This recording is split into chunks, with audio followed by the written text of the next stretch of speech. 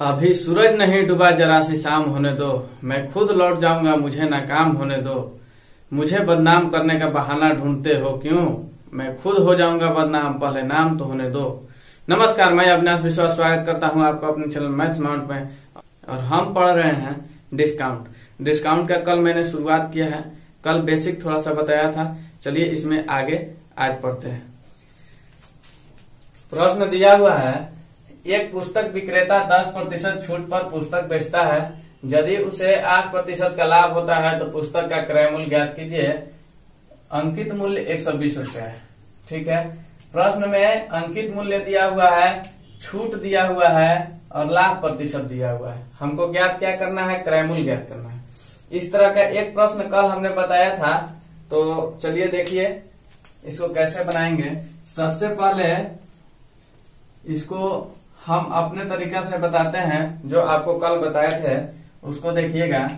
अब ये जो है छूट हमेशा अंकित मूल्य पर दिया जाता है। अंकित मूल्य देख लेंगे, 120 रुपया दिया हुआ है। एमआरपी 120 रुपया दिया हुआ है।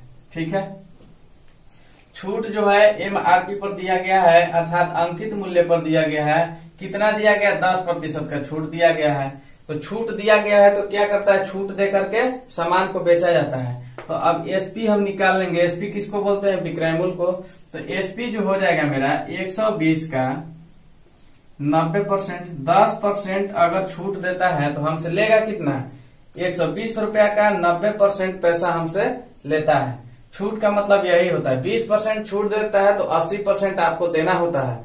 अगर 30% आपको किसी सामान पे छूट मिल रहा है तो 70% पैसा लिया जाता है। दुकानदार हमसे 70% लेता है।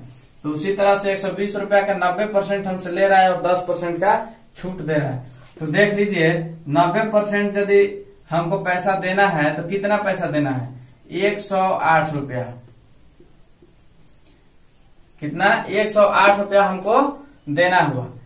10% छूट नहीं दिया गया होता तो 120 रुपया देना पड़ता, लेकिन 10% छूट है इसलिए 108 रुपया में हमको सामान मिल जाता है। अच्छा, अब देख लेंगे कि ये जो है ना, इसका विक्रय मूल्य जो है 8% लाभ पर होता है।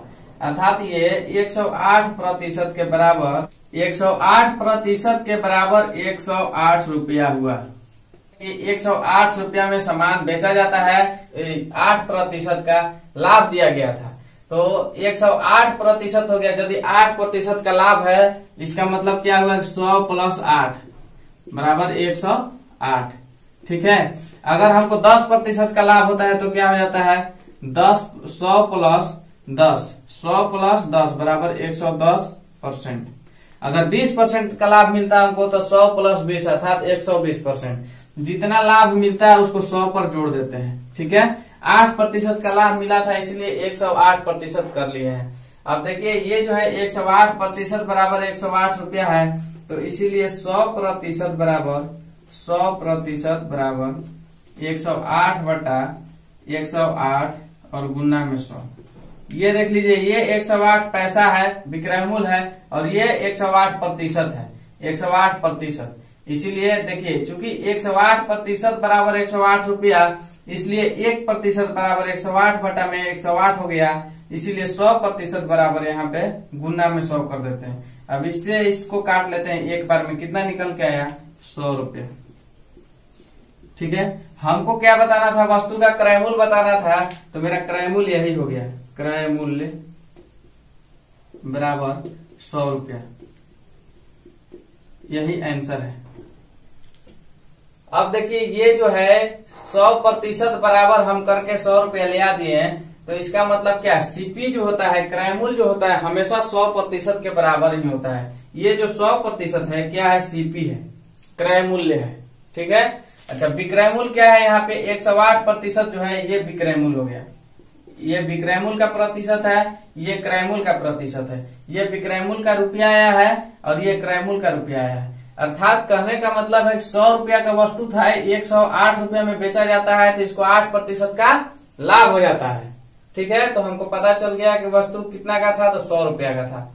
सीपी जो होता है हमेशा 100% के बराबर होता है, इसीलिए प्रतिशत में अगर हम इसको हल करते हैं तो इसको 100% बराबर क्रय मूल्य समझते हैं। तो 100% बराबर हल के 100 रुपया आ गया, यही मेरा क्रय मूल्य हो गया। ठीक है, इसका एक और तरीका है जो किताबी तरीका है, उसको भी आप जानिए। ये तो वैसे जल्दी में बनाने के लिए हम लोग इसको फॉलो करते हैं। ठीक है, जल्दी में बनाने के लिए हम लोग इसको फॉलो करते हैं। क्या कर लेते हैं, जल्दी में बनाने के लिए 120 का 90% निकाल लेते हैं। 10 से 10 काट लिए। अब जो है ना, यहाँ पे क्या हो गया, 108 हो गया। अब देख लेंगे कि 108% बराबर 108 रुपया है, इसीलिए 100% बराबर 108 बटा में 108 गुना 100, ये एक बार में कटता है, इसलिए 100 रुपया यहाँ पे आंसर हो जाता है। एग्जाम में हम लोग इतना जल्दी में बना लेते हैं, 100 रुपया आंसर ला लेते हैं। ठीक है, वैसे सीखने के लिए हर चीज को देखना जरूरी है। इसका किताबी तरीका भी आप देख ही लीजिए, बता देते हैं उसको भी। किताब में इसका सूत्र दिया हुआ होता है, ऐसे लिखेगा कि क्रय मूल्य बराबर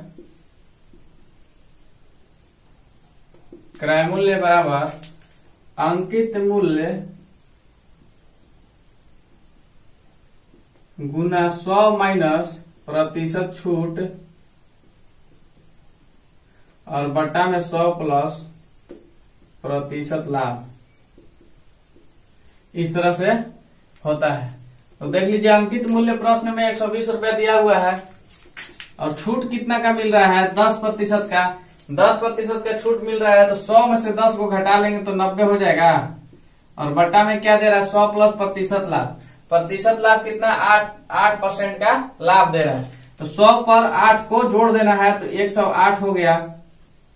अब इसको इससे कटा लेते हैं, तो कटाएंगे तो ये हो जाएगा, यहाँ पे 10 बच गया, यहाँ पे 9 हो गया, और ये 9 से ये क्या हो गया, 10 हो गया। तो 10 गुना 10 मिलकर के 100 हो गया। 10 गुना 10 इक्वल टू 100।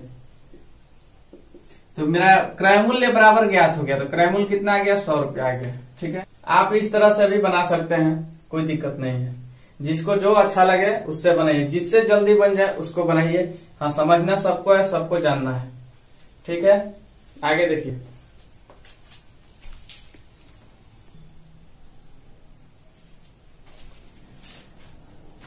प्रश्न दिया हुआ है, कोई वस्तु अंकित मूल्य पर 20% छूट देकर 32 रुपए में बेची जाती है, वस्तु का अंकित मूल्य ज्ञात कीजिए। अब देखिए, अंकित मूल्य ज्ञात करने के लिए हमसे बोल रहा है। अब अंकित मूल्य हमको ज्ञात करना है। इसमें प्रश्न में विक्रय मूल्य दिया हुआ है, छूट दिया हुआ है और अंकित मूल्य ज्ञात करना है। कैसे ज्ञात कर लेंगे, इसका एक फॉर्मूला होता है, अंकित मूल्य बराबर विक्रय मूल्य गुना विक्रय मूल्य गुना 100 और बटा में 100 माइनस प्रतिशत छूट। ठीक है, तो इस तरह से अंकित मूल्य ज्ञात करने के लिए हम लोग ज्ञात कर लेंगे। अंकित मूल्य ज्ञात करना है, तो चलिए अंकित मूल्य बराबर हो जाएगा विक्रय मूल्य 32 रुपया दिया हुआ है और बट्टा में 100 माइनस प्रतिशत छूट, अर्थात 20% का छूट है। 100 में से 20 घटा दीजिएगा तो कितना हो जाएगा, 80%। और गुना में क्या, 100। 20 पंजा 100 और 20 चौका 80, 4 8 32 बराबर 40 रुपया। ये 40 रुपया मेरा निकल के आ गया अंकित मूल्य, MRP maximum retail price. MRP बराबर 40 रुपया। ठीक है, तो इस तरह से अंकित मूल्य भी ज्ञात हो गया। और एक हम बेसिक थोड़ा समझते हैं। ये तो किताब का सूत्र के हिसाब से हो गया, हम थोड़ा अपने समझ से इसको बनाकर दिखाते हैं।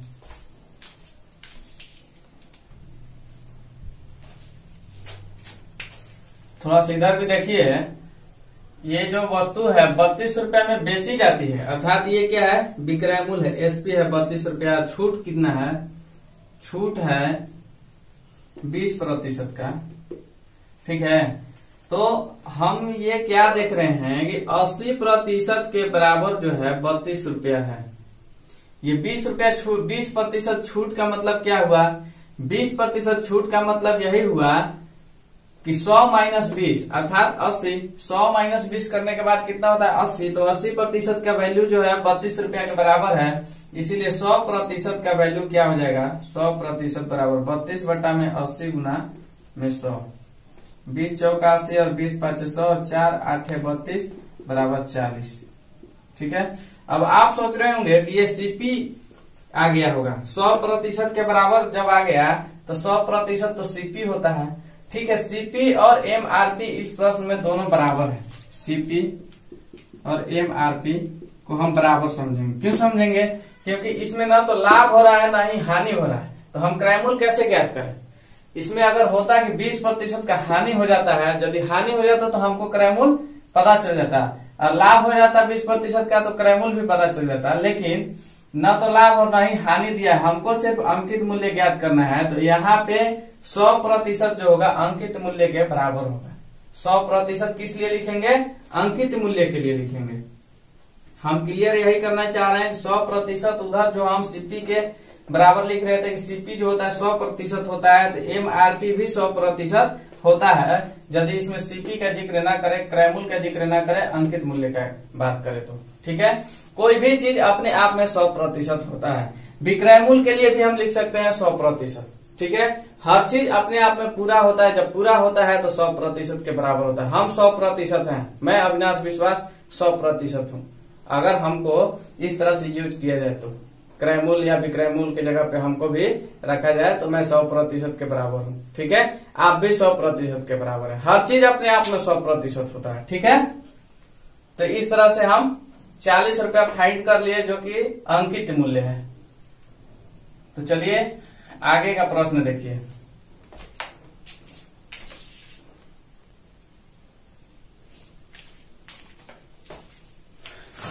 प्रश्न दिया हुआ है, एक अलमारी का विक्रय मूल्य 864 रुपया है, जो अंकित मूल्य पर 20% 10% के क्रमिक छूट पर मिलता है। अलमारी का अंकित मूल्य ज्ञात कीजिए। इसमें 2 छूट दिया हुआ है। ठीक है, और हमको क्या करना है, हमको ज्ञात करना है अलमारी का अंकित मूल्य। देखिए,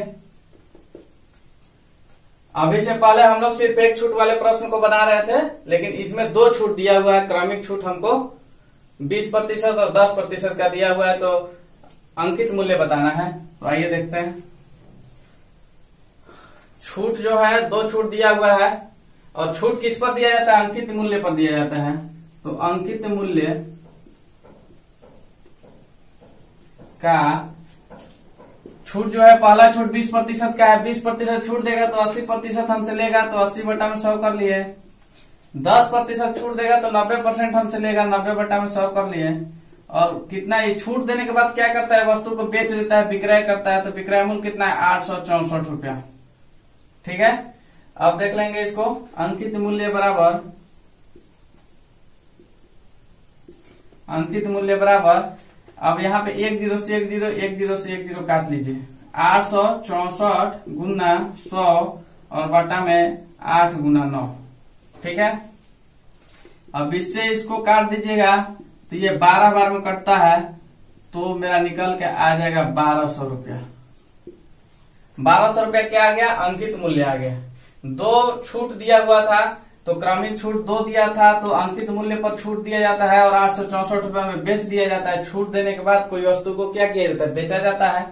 तो छूट दे दिया है, तो वस्तु का विक्रय मूल्य 864 रुपया दिया है, अंकित मूल्य हम ज्ञात किए। तो 1200 रुपया का वस्तु था, वस्तु का अंकित मूल्य 1200 रुपया था और 864 रुपया में बेचा जाता था, क्योंकि उस पर 2 छूट दिया हुआ है, एक 20% का, एक 10% का। तो इस तरह से अंकित मूल्य हम ज्ञात कर लिए।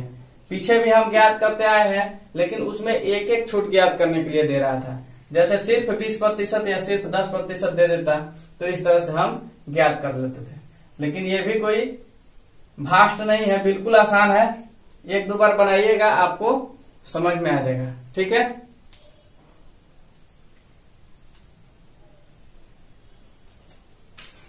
तो आज के लिए बस इतना ही। मिलते हैं कल अगले वीडियो के साथ में। थोड़ा थोड़ा करके अच्छे से समझते रहिए, और हाँ, समझ में आता है तो लाइक, सब्सक्राइब और शेयर करना मत भूलिएगा।